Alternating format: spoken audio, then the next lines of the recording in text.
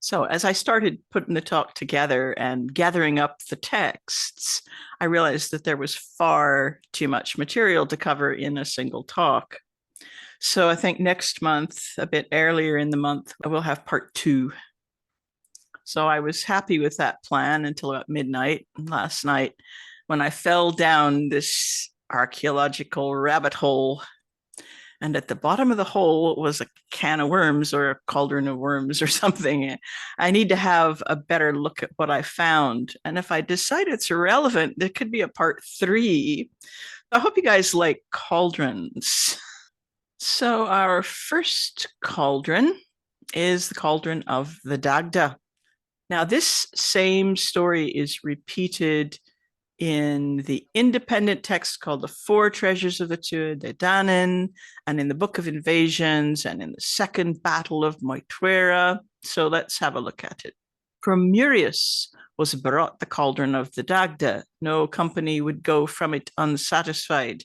That's what it says in the Book of Invasions. And from Murius was brought the cauldron of the Dagda. It sounds familiar. Never went an assembly of guests away unsatisfied from the cauldron of the Dagda. So, an assembly of guests. From Murius, a huge and mighty treasure, the cauldron of the Dagda of lofty deeds. So, the Four Treasures text has both a prose and a poetic section. So this is the same text, which also lists, Nuada's sword and Lu's spear and the Leafal, or Stone of Destiny, a stone which confirmed the kingship of the kings of Tara. So in the second battle, there's a scene in which the Favora, the enemies of the Tuatha De Danann in the battle, use a massive quantity of food against the Dagda. So this is the scene in the story. Then the Dagda went to the Fomorian camp and asked them for a truce of battle. And this was granted to him as he asked. The Favora made porridge for him to mock him because his love of porridge was great. They filled for him the king's cauldron, which was 5 fists deep. That's an odd translation when you hear how much they put in it. It would be many more fists deep than that. They filled for him the king's cauldron, which was 5 fists deep, and poured 80 gallons of new milk and the same quantity of meal and fat into it. They put goats and sheep and swine into it and boiled them all together with the porridge. And then they poured it into a hole in the ground. And Indech said to him that he would be killed unless he consumed it all. He should eat his fill so that he might not satirize the Favora. Then the Dagda took his ladle, and it was big enough for a man and a woman to lie in the middle of it. And these are the bits that were in it. This is what's in the ladle: halves of salted swine and a quarter of lard. And then the Dagda said, well, this is good food if its broth is equal to its taste. But when he put the full ladle into his mouth, he said, its poor bits do not spoil it, says the wise old man. Then at the end, he scraped his bent finger over the bottom of the hole among mold and gravel. He fell asleep then, after eating his porridge. His belly was as big as a house cauldron, and the Favora laughed at it. So there's a lot going on in this text. The Dagda's ladle is big enough for a man and a woman to lie in it. Now, in the story, this scene is bracketed by scenes in which the Dagda makes love. Before this, he lies with the Morrigan, and after he recovers from his big porridge, he makes love to the daughter of Indech, the Fomorian king, winning her over to support the Tuatha De Danann with her magic. So this episode seems to be reinforcing the Dagda as a god of hospitality, which was one of the most important cornerstones of kingship. So both offering and accepting hospitality fully and graciously were deeply embedded in the culture of the Brehon laws. So earlier in the Camwe Tuera, there's an episode in which the unsuitable king, Bresh, fails to offer proper hospitality to a visiting poet. And that's an act which proves to be significant in his downfall. So hospitality is very important. In the text we just looked at, the Dagda's enemies used the hospitality in an attempt to embarrass or wrong foot him, but he beats them at their own game, kind of consuming the whole stew until his belly is said to be as big as a house cauldron. And the vast stew is prepared in what is described as a king's cauldron. That phrase is no doubt used to imply a cauldron of the most gigantic proportions. And I think that this is an important component of where cauldrons derive their magic and their impressiveness. So in the Bronze Age, metal cooking pots were a new and very expensive technology. In their way, they were as revolutionary as the microwave oven in the 20th century, and no doubt they were available only to the wealthiest individuals. So cooking in clay vessels was a risky and time-consuming business. Very few clay vessels could withstand being put in the fire for cooking. You had to put the vessel next to the fire and constantly turn it and keep it as near as the fire you dared and rotate it so that the food heated evenly. The alternative was to roast food somehow on a spit or wrapped up somehow, or to boil it in a leather container into which hot stones were placed. To be able to just suspend a cauldron above a fire or place it on the coals would have been a big technological leap. So the ability to provide enormous ceremonial feasts was one of the markers of kingship in the Bronze Age and the Iron Age. We can see that from various bits of archaeology. Another thing which we know from Celtic texts as well as archaeology was the ceremonial serving of drink in the king's court. And that was used to cement the loyalty of warbands and in inauguration ceremonies. We think of cauldrons as having one or two classic shapes, but not every ceremonial vessel was a cauldron in the classic sense of shape. So the Greek made wine crater, or Etruscan perhaps made wine crater, this big vessel that you see up on the left-hand side of the screen, was buried with the Celtic woman, usually called the Lady of V, around 500 BC. And it's a fine example of the importance of the drink serving ceremony, complete with wine strainers and cups and dippers. This vessel is about 5 foot, almost 2 meters high. So this is a reconstruction of what the moment of entombment might have been like. It's clear that the objects from this tomb are this woman's regalia in some way.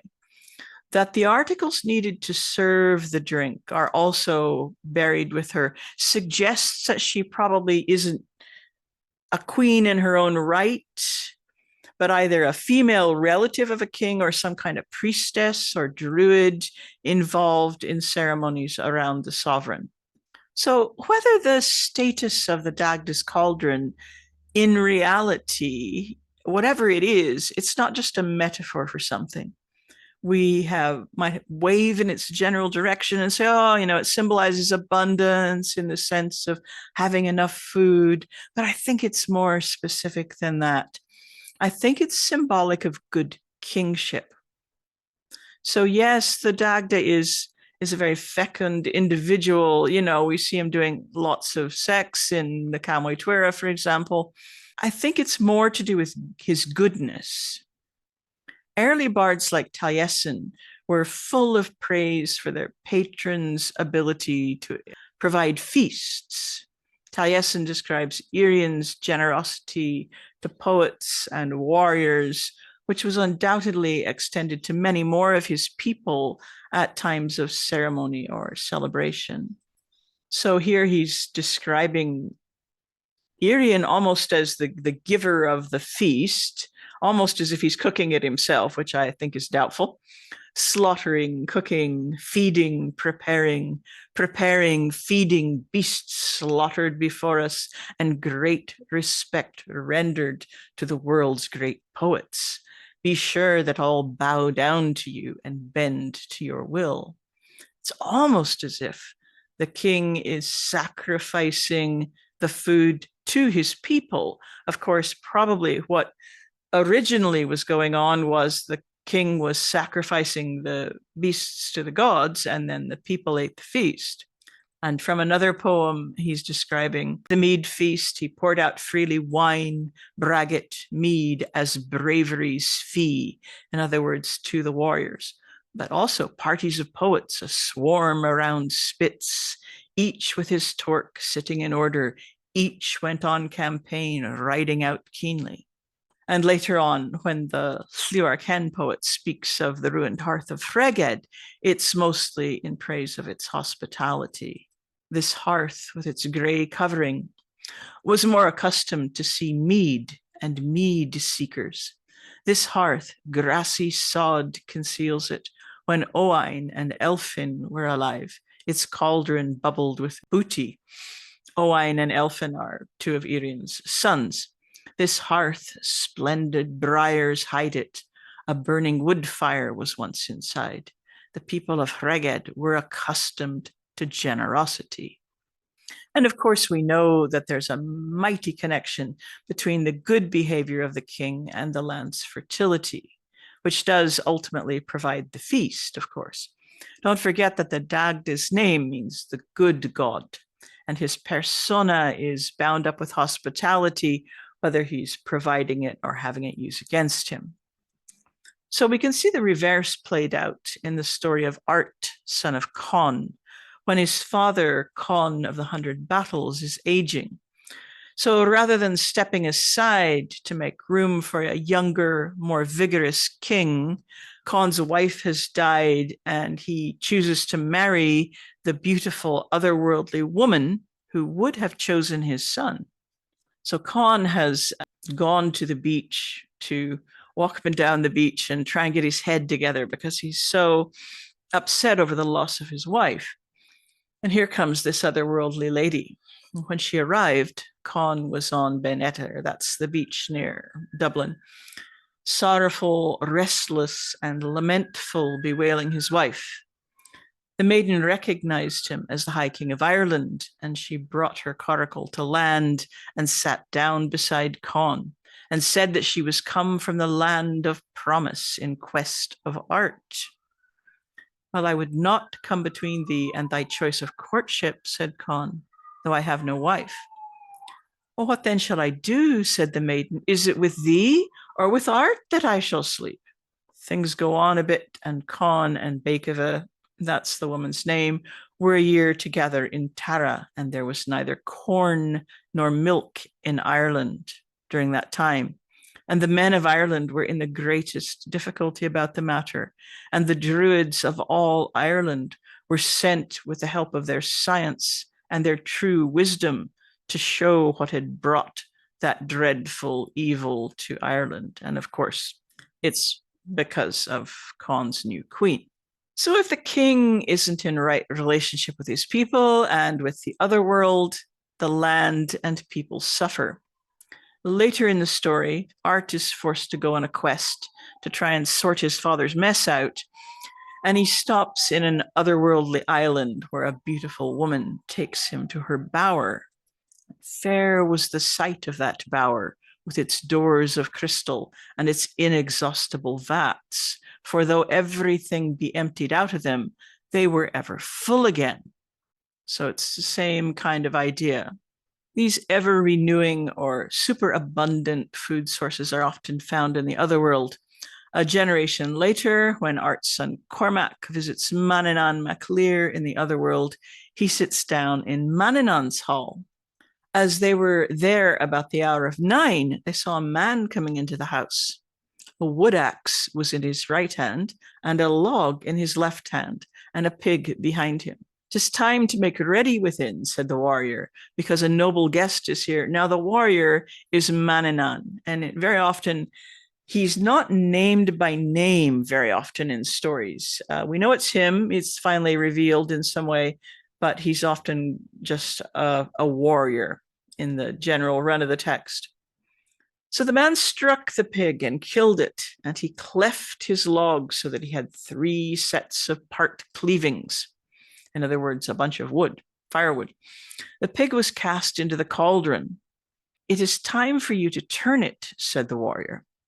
"That would be useless," said the Kitchener, "for never, never will the pig be boiled until a truth is told for each quarter of it." "Then," said the warrior, "do thou tell us the first truth." "One day," said he, "when I was going around the land, I found another man's cow on my property, and I brought them with me into the cattle pound. The owner of the cows followed me and said that he would give me a reward for letting his cows go free. I gave him his cows. He gave me a pig and an axe and a log. The pig to be killed with the axe every night, and the log to be cleft by it. And there would be enough firewood to boil the pig and enough for the palace. And moreover, the pig would be alive the next morning, and the log be whole. And from then till today, they have been like that." "True indeed is that tale," said the warrior. "The pig was turned in the cauldron, and only 1/4 of it was found boiled." So they keep going around the company. Each person tells something that's true, and 1/4 of the pig is cooked until the food is all done. It's not completely clear whether there's any connection between the renewing properties of the pig and the cauldron it's cooked in. Could be partly a property of the axe. But equally interesting, though, is this thing with the truth telling. This story, Cormac's adventure in the other world, it's framed by a larger, somewhat legalistic text concerning many magical methods for ascertaining truth. So Cormac was especially famed for his wisdom as a judge. So it makes sense that he would feature in this story, because without truth, justice is impossible. So having a magical item that will allow you to know the truth is going to be a great asset to a great judge. At the end of his visit with Manannán, Manannán gives Cormac a cup, which breaks if a lie is told and mends again if a truth is told. This isn't the only cauldron vessel of discernment. In Kilhuch and Olwen, Ysbyddaden requires Kilhuch to obtain a bunch of magical items before he'll allow him to marry his daughter Olwen. And one of these items is a cauldron. So when he's listing out the items, Ysbyddaden says he wants the cauldron of Diurnach Withel, steward of Odger, son of Aidh, king of Ireland, to boil the food of your wedding guests. So this word Withel is the mutated form of Gwithel, which simply means Gael or Irishman in this period. So Diurnach the Irishman. So Arthur goes to look for the cauldron. After that, Arthur sent a messenger to Odger, son of Aidh, king of Ireland, to ask for the cauldron of Diurnach Withel. And Diurnach said, God knows, even if he would prosper by seeing a single glimpse of it, he would not get that. So the messenger came with a no from Ireland. Arthur set out with a light retinue and went in Pridwen, his ship. They came to Ireland and made straight for the house of Diurnach Withel. And after they'd eaten and drunk their fill, Arthur asked for the cauldron. After they were told no, Bedwyr got up and seized the cauldron, putting it on the back of Hugwydd, Arthur's servant. It was his job to carry around Arthur's cauldron and light the fire beneath it. So not only do kings have cauldrons, they have servants to look after them. We're finding Caledvolch. Now, Caledvolch is the Welsh name for Excalibur, Arthur's sword. So Caledvolch was seized by Llenlliog Withel. Now, don't get confused by this Withel thing. Llenlliog is one of Arthur's men who happens to be Irish. He's not one of Diurnach's men. So we're just going to call him Llenlliog from now on. Caledfwlch was seized by Llenlliog, who swung it in a circle, killing Diarnachwydl and his retinue entirely. So this guy has picked up Excalibur, this huge, we can imagine this sort of enormous proportions, and just like cleared the room with it. The hosts of Ireland come and fight with them, and after all the hosts had fled, Arthur and his host went on board their ship right in front of them, and the cauldron full of the wealth of Ireland with them. So from the sound of things, this just seems to be a big cooking pot. It's going to be used in the preparation of the wedding feast.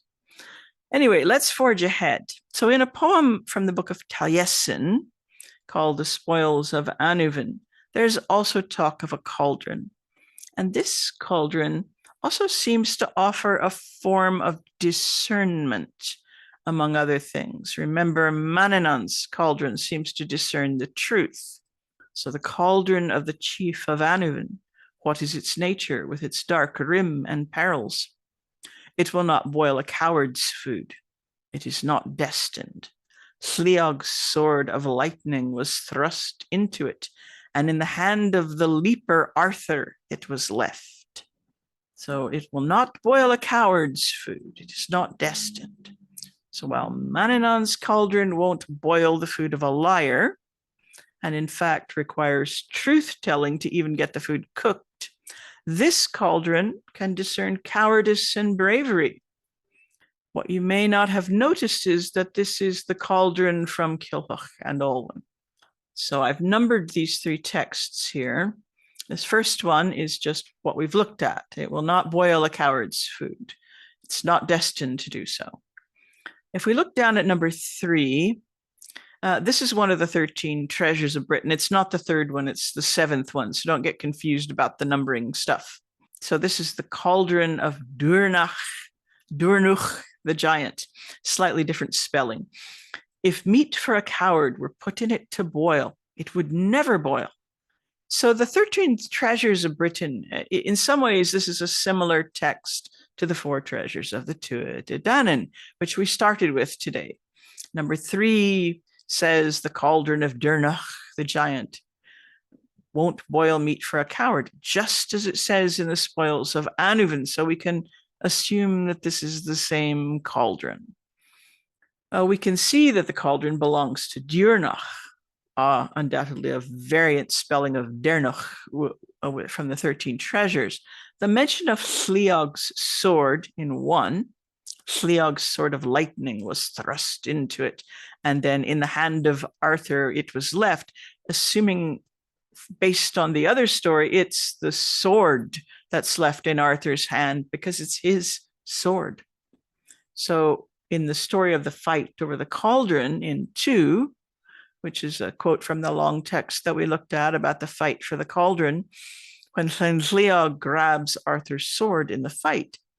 So Lliog and Llenlliog, also almost certainly the same individual, the same story being referenced. So this is a cauldron of some importance. It's been in the Welsh tradition long enough to make it into various texts.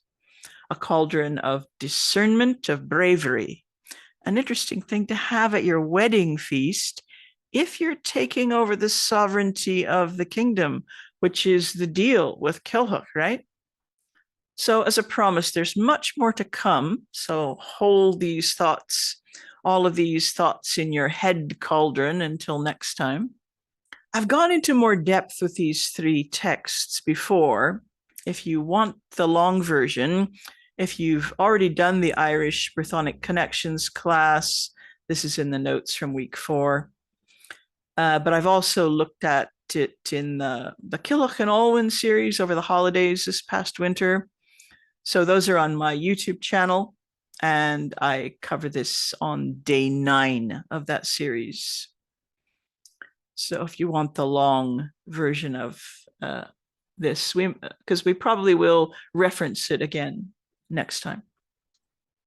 If you're enjoying this series, why not take one of my online classes? There's almost always something on offer. Some classes have tiered pay what you can pricing, and there are usually a few scholarships available for the more expensive classes. To get notifications about classes and about scholarships when they're announced, you can go to my website and subscribe to my newsletter, or follow me on my Patreon page.